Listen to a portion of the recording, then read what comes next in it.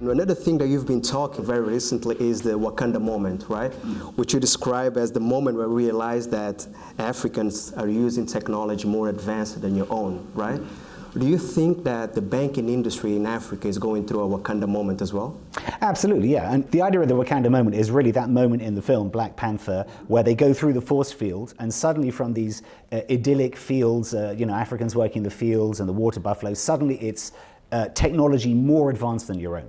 And this happens, and this has been happening to me all the time in Africa. I mean, it first started off with M-Pesa, which is, more than 10 years ago, but there are many other innovations since. So it's a realization that there is a technology out there which isn't just part of the picture, it's actually the whole picture. It is the economy.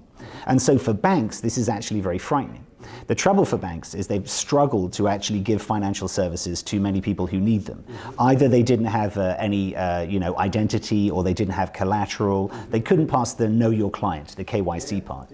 Digitally, you can do this now. And the reality is that Africans have been banking themselves for hundreds of years. You think of all the different informal networks there are.